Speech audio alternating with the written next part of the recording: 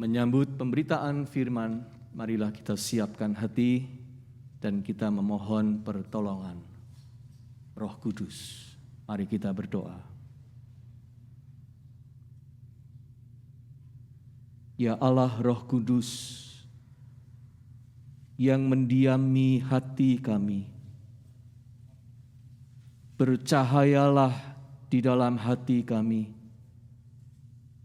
Nyatakanlah kebenaran firman Allah kepada kami.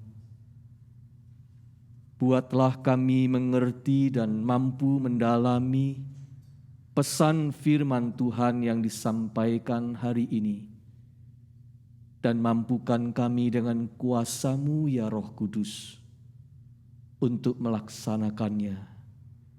Supaya kami bukan hanya menjadi pendengar dan pemberita firman, tetapi kami semua sanggup menjadi pelaksana firman itu. Di dalam nama Tuhan Yesus, kami berdoa. Amin.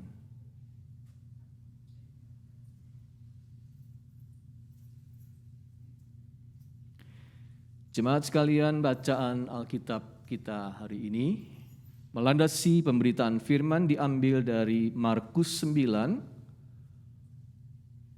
ayat 38 hingga 50. Kembali saya mengundang jemaat sekalian untuk bangkit berdiri dan kita akan membaca secara bergantian. Jemaat pria membaca ayat genap bersama saya, jemaat wanita membaca ayat ganjil, dan kita akan membaca bergiliran. Kemudian ayat 50 kita baca bersama-sama.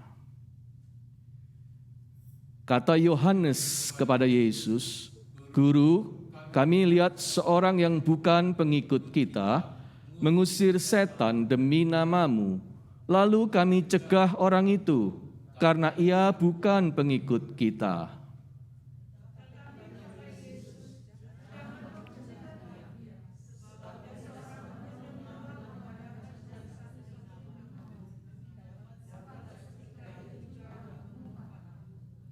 Barang siapa tidak melawan kita, ia ada di pihak kita.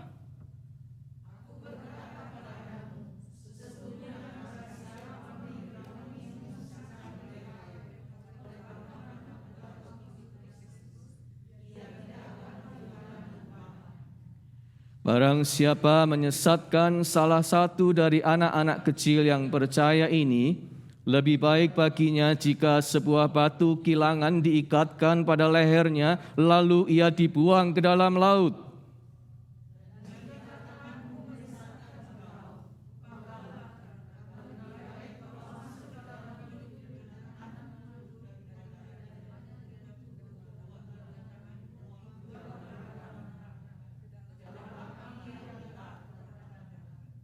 Di tempat itu ulatnya tidak akan mati dan apinya tidak akan padam.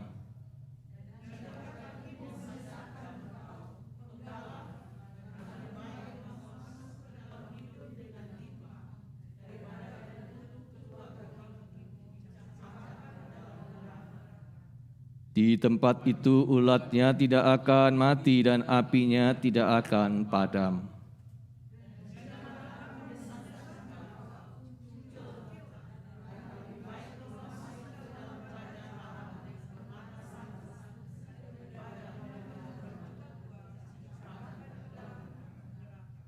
Di mana ulat-ulat bangkai tidak mati dan api tidak padam.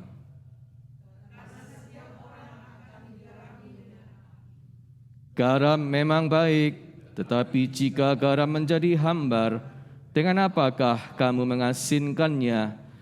Hendaklah kamu selalu mempunyai garam dalam dirimu dan selalu hidup berdamai yang seorang dengan yang lain.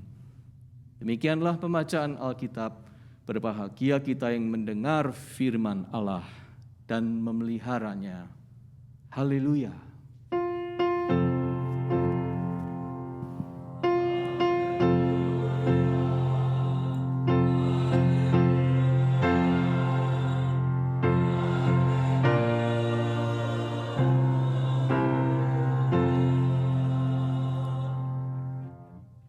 Jemaat persilakan duduk.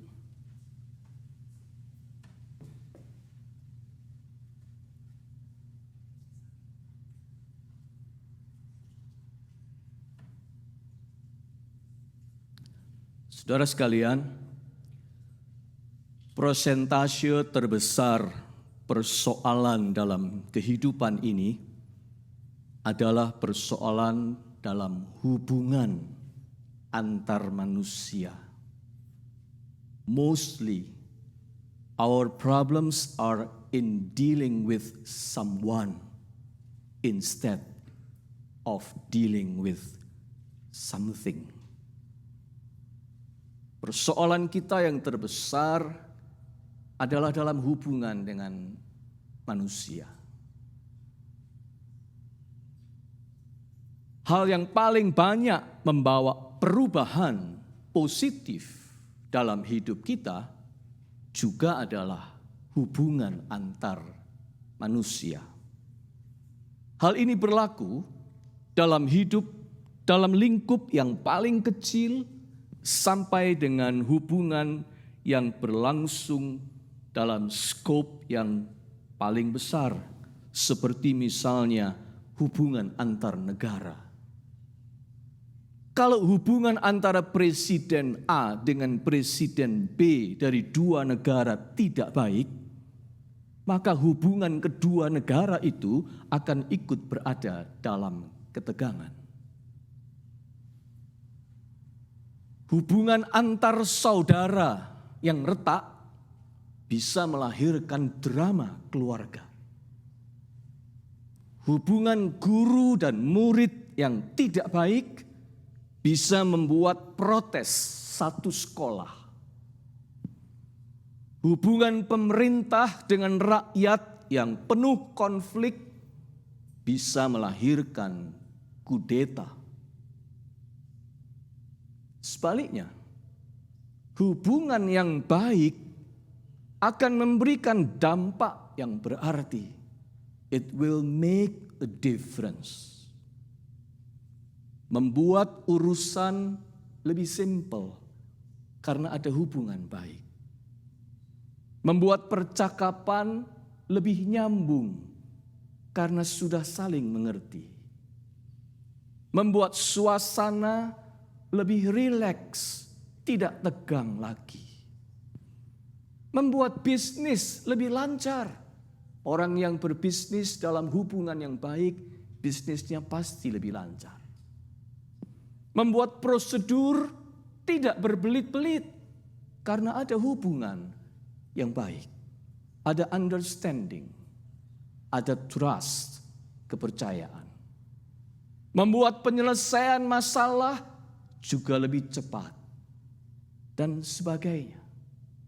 Pokoknya kuncinya terletak pada hubungan. Dalam bacaan kita hari ini, saudara-saudara, Injil Markus hendak meneruskan pesan Yesus kepada ke-12 muridnya yang sebenarnya adalah pesan kepada kita, gereja. Sebab 12 murid itu cikal bakal gereja. Pesan Yesus tentang apa? Jawaban saya adalah pesan Yesus tentang hubungan antar manusia. Seperti yang disimpulkan dalam ayat 50 yang tadi kita baca bersama. Garam memang baik, tetapi jika garam menjadi hambar, dengan apakah kamu mengasinkannya? Hendaklah kamu selalu mempunyai garam di dalam dirimu dan selalu hidup berdamai yang seorang dengan yang lain. Itu tujuan dari pesan ini. Hidup berdamai seorang dengan yang lain, yang mana itu ditentukan oleh hubungan. Seperti garam yang berfungsi mengasinkan seluruh ramuan masakan, Begitulah yang namanya hubungan itu mempengaruhi seluruh aspek kehidupan kita. Hubungan itu seperti garam. Nah, sekarang omong-omong tentang hubungan. Pertanyaan saya adalah, mana yang lebih baik, saudara-saudara? Hubungan yang bersifat terbuka atau hubungan yang bersifat tertutup?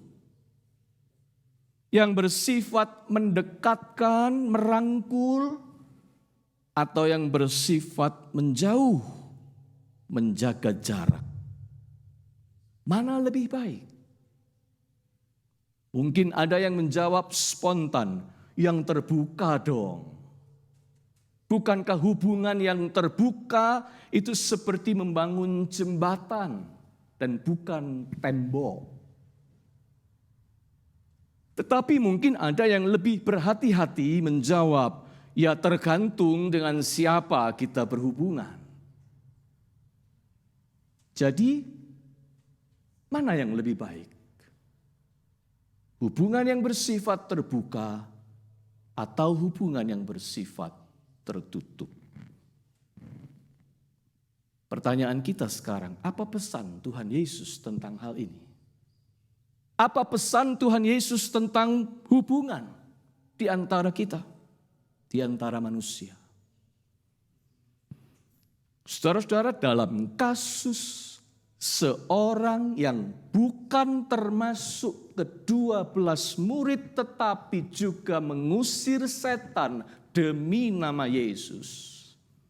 Ayat 38 sampai dengan 40. Kita melihat prinsip yang Yesus ingin ajarkan kepada murid-muridnya dan juga kepada kita. Murid-murid waktu itu berpikir eksklusif. Itu loh, berani-beraninya orang itu ikut mengusir setan demi namamu. Padahal dia bukan seorang pengikut kita. Dia seorang yang bukan pengikut kita. 2 kali disebut seorang yang bukan pengikut kita di ayat 38. Murid-murid itu berpikir sempit dalam koridor pengikut kita. Sama seperti kalau kita suka berkata orang kita sendiri.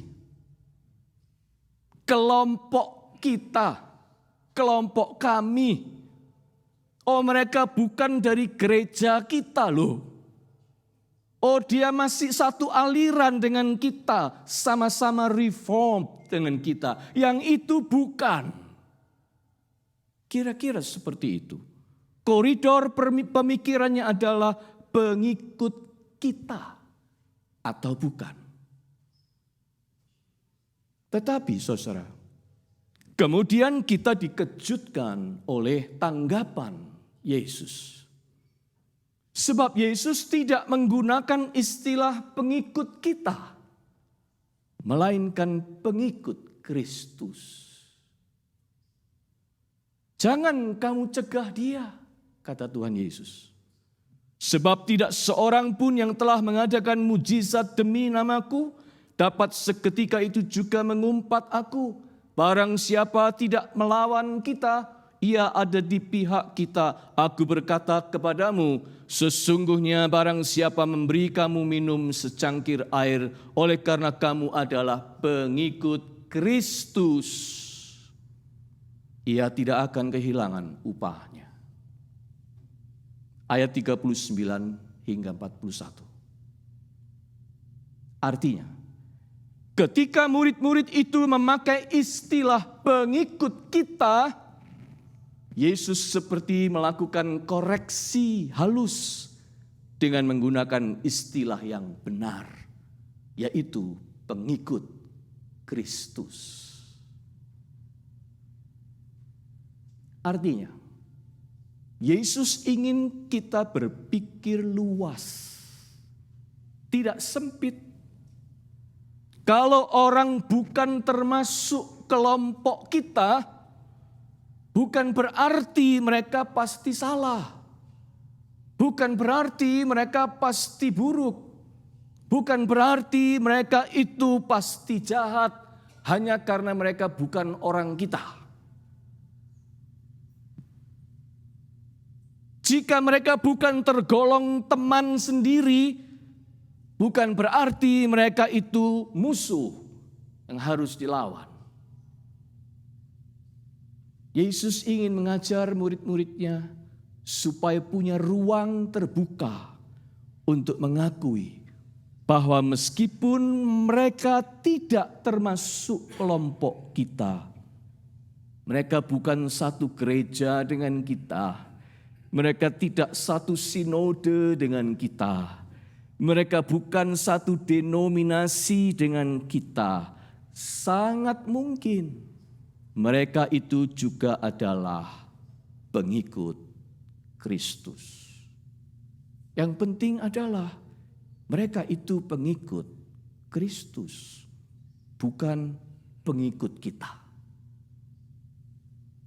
Dengan kata lain, Yesus hendak mengajarkan kita untuk bersikap inklusif, bukan eksklusif. Yaitu sebuah sikap terbuka, merangkul, bersahabat dengan sesama, meskipun mereka memiliki perbedaan dengan kita. Bersikap inklusif. Di dalam kita membangun hubungan dengan siapa saja, kita memang harus bersikap inklusif. Ramah, menyambut, jangan arogan.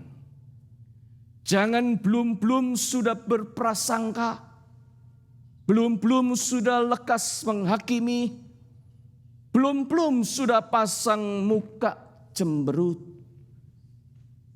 Melainkan terbuka untuk mendengar, merangkul dan bersahabat.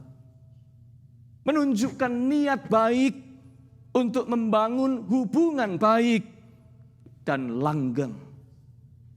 Bersedia untuk menghargai keyakinan pihak lain, pendapat pihak lain, pengalaman dan perasaan pihak lain dihargai. Itulah yang namanya membangun hubungan dengan terbuka. Membangun hubungan dengan approach yang inklusif. Seperti yang Tuhan Yesus ajarkan. Membangun hubungan dengan approach yang inklusif ini diperlukan, saudara-saudara, di dalam hidup ini. Hati yang lapang itu selalu diperlukan di mana saja. Di dalam rumah, di keluarga, ya. Di dalam pertemanan, ya. Di lingkungan pekerjaan, ya. Di dalam hubungan bisnis, ya. Di tengah masyarakat, ya. Juga dalam hubungan dengan saudara-saudara seiman di gereja, ya. Kita perlu membangun hubungan yang inklusif, bersikap terbuka, merangkul, menyambut, dan bersahabat. Tetapi, ada tetapinya. Tetapi kita ini belum hidup di sorga.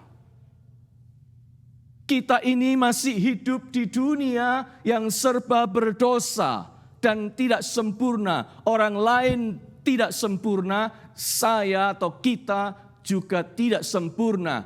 Ini belum surga, ini masih dunia di mana kita hidup.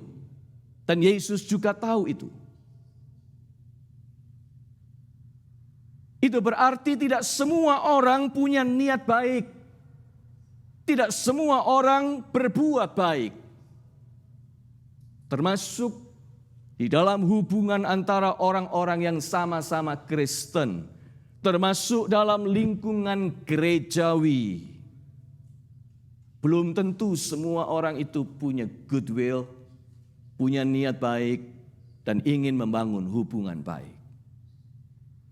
Oleh karena itu, ada perkataan Yesus selanjutnya, yaitu ayat 42 sampai 48 yang cukup aneh kedengarannya.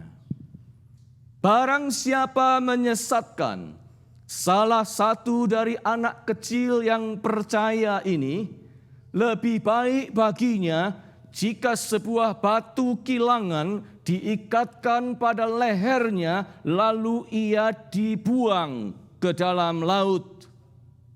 Ayat 48, perhatikan kata menyesatkan, dan kemudian kata lebih baik dibuang. Lebih baik titik dibuang. Saudara-saudara, di sini Yesus berbicara tentang potensi penyesatan di dalam gereja di sepanjang segala zaman. Yaitu hadirnya orang-orang yang keberadaannya bukan memberikan pengaruh positif kepada gereja, kepada persekutuan orang beriman, tetapi kehadirannya malah menularkan penyakit yang merusak pengajaran, merusak ketertiban gereja, dan merusak persaudaraan di dalam lingkungan orang-orang beriman. Ini bad apple. Ini apel busuk. Ini adalah orang-orang yang hadirnya memberikan pengaruh yang negatif. Dalam bahasa populer, bahasa keren sekarang, toxic people. Ini orang-orang toksik. Di mana saja selalu ada, sebab kita belum di sorga. Kita masih di dunia. Oleh karena itu, toxic people selalu ada, termasuk bisa juga ada di dalam gereja, di dalam lingkungan persaudaraan Kristiani. Ada toxic people yang kehadirannya lebih seperti penyakit atau racun sosial yang merusak komunitas. Tuhan Yesus berbicara tentang toxic people. Nah, terhadap toxic people yang membahayakan gereja ini, Yesus justru menganjurkan sebuah ketegasan dan ketertutupan. Perhatikan ini. Itulah artinya kalimat frasa lebih baik dibuang. Mungkin kita terkejut, tapi itu yang dikatakan Tuhan Yesus. Gereja atau komunitas gerejawi itu ibarat satu tubuh, kata Tuhan Yesus. Satu tubuh. Jikalau ada satu anggota tubuh yang membahayakan keutuhan dan keselamatan gereja satu tubuh itu, anggota itu lebih baik dibuang, diamputasi sebelum membusukkan semua anggota tubuh yang lain. Dan jika tanganmu menyesatkan engkau, penggallah, ayat 43. Dan jika kakimu menyesatkan engkau, penggallah, ayat 45. Dan jika matamu menyesatkan engkau, cungkillah, ayat 47. Kaget kita. Tuhan Yesus ini apa-apaan. Tapi itulah yang ia katakan, saudara-saudara. Itulah arti dari ungkapan yang terdengar keras ini. Artinya, terhadap toxic people harus ada ketegasan. Jangan dibiarkan, apalagi dimanja-manjakan. Tutup pintu untuk penyesatan mereka. Kalau perlu harus diberi sanksi atas mereka. Harus ada disiplin. Dari sinilah kemudian dalam sejarah gereja lahir yang namanya disiplin gerejawi. Dalam Book of Order dari PCUSA, ini termasuk dalam satu bab tersendiri, bab besar yang terakhir, yang diberi judul Rules of Discipline. Rules of Discipline. Gereja PCUSA mengantisipasi hal ini berdasarkan firman Tuhan. Harus ada di dalam Book of Order sebuah rules of discipline untuk mengatasi kasus-kasus toxic people di dalam gereja. Sekarang kita kembali kepada pertanyaan tadi. Jadi hubungan manakah yang lebih baik? Yang terbuka atau yang tertutup? Nah, sekarang tidak banyak orang cepat menjawab. Mana lebih baik? Hubungan yang bersikap terbuka atau tertutup? Yang menyambut dengan hangat atau yang membatasi dengan tegas? Yang buka tangan lebar atau yang bikin pagar? Kasih atau disiplin?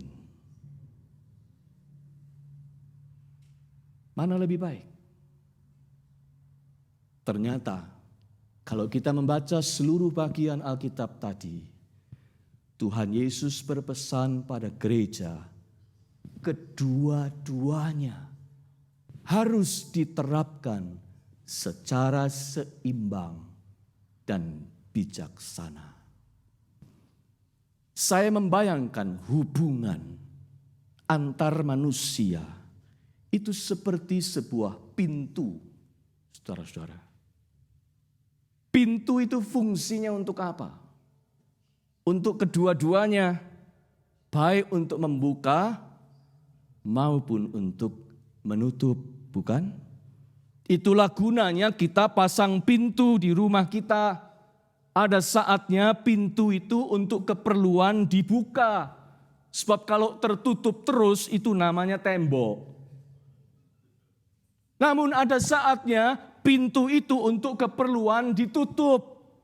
Sebab kalau terbuka terus itu namanya lubang. Pintu itu memang untuk dibuka. Ada saatnya dan untuk ditutup pada waktunya. Itulah relation. Itulah hubungan di antara manusia. Rahasia membangun hubungan yang baik ada di sini. Ada pada seni buka tutup ini.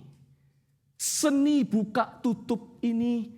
Seni buka tutup secara bijaksana ini. Disitulah kuncinya. Mengelola hubungan yang baik. Seni mengelola antara kasih dan disiplin. Tema kita hari ini. Seni memberikan kesempatan yang selebar-lebarnya, tetapi juga menentukan batas yang sejelas-jelasnya. Seni antara memberi dukungan dan memberi teguran. Antara hak dan kewajiban. Antara menyayangi dengan mendidik. Tahu kapan saatnya kita mengangguk untuk berkata yes. Tetapi tahu kapan saatnya kita menggeleng untuk berkata it's a no-no. Seni antara menghadiahi dan memberi sanksi. Tahu menjaga keseimbangan antara kedua sayap ini. Sayap kasih dan disiplin ini. Inilah yang menentukan sebuah hubungan bisa terbang, berkembang, dan menjadi matang atau tidak. Thomas Wade Landry atau yang dikenal dengan Tom Landry, mantan pemain dan pelatih football Amerika yang ternama. Dia juga seorang coach yang sangat baik dan menghasilkan tim-tim bintang dengan prestasi luar biasa. Tom Landry berkata begini, tugas seorang pelatih football adalah membuat para pemain melakukan apa yang mereka tidak ingin lakukan. Yaitu bangun pagi, berlatih keras, mengatur makanan, penuh dengan disiplin, dan seterusnya. Itu tidak mereka inginkan. Tetapi itu demi mereka bisa mencapai apa yang selalu mereka inginkan, yaitu menang dan menjadi juara. Pelatih punya seni menyuruh mereka melakukan yang tidak mereka inginkan demi suatu waktu mereka mendapat apa yang mereka sungguh inginkan. Dia menyayangi para pemain yang adalah anak-anak didiknya, yaitu menjadikan mereka juara. Tetapi untuk itu, dia melatih dan mendisiplin mereka dengan keras sampai nangis-nangis. Melakukan yang tidak mereka ingin lakukan. Di antara dua itulah seorang coach memainkan perannya. Antara menyuruh yang tidak diingini dan memberikan yang diingini. Disitulah bagi Tom Landry terletak seni melatih. Anda lihat, prinsipnya sama. Hukum ini berlaku di semua aspek kehidupan. Bless you. Kasih tanpa disiplin pasti timpang. Kasih tanpa disiplin akan timpang. Anak-anak yang hanya disayang dan ditimang tanpa dididik dan diajar, itu namanya pemanjaan. Dan itu menghancurkan anak itu sendiri dan semua keluarga. Daud pernah harus menelan pengalaman pahit. Dia memanjakan Absalom, anaknya yang nyaris sempurna dari segi fisik itu. Tetapi apa jadinya? Daud tidak pernah berkata no kepada Absalom. Dari kecil Absalom selalu mendengar kata yes. Dan suatu saat ketika dia sudah besar, dia merebut tahta bapaknya sendiri. Kasih tanpa disiplin hancur. Sebaliknya, anak-anak yang dituntut saja dan dikerasi saja tanpa penghargaan, tanpa pujian, tanpa pengertian, itu penindasan namanya. Disiplin tanpa kasih juga timpang. Saudara-saudara, tetapi ini bukan hanya dalam hubungan orang tua dan anak, melainkan di semua jenis hubungan.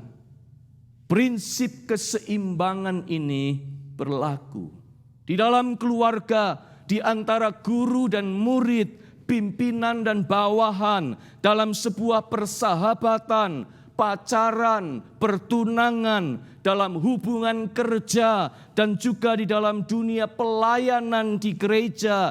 Semuanya prinsip ini berlaku.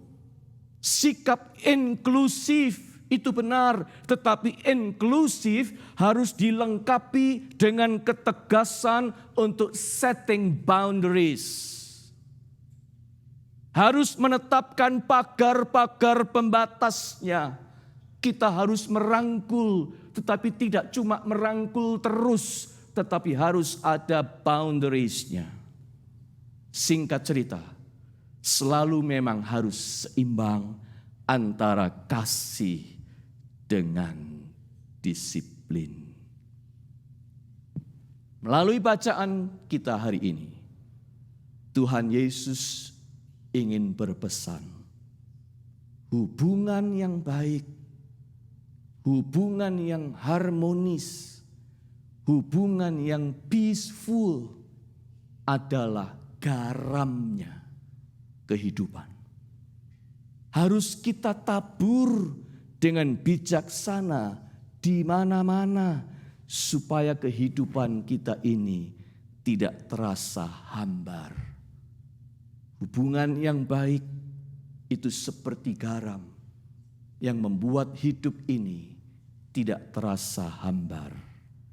Di mana-mana kita layak menabur hubungan yang baik. Tetapi seni menaburnya dengan baik adalah dengan memelihara keseimbangan antara kasih dengan disiplin. Amin.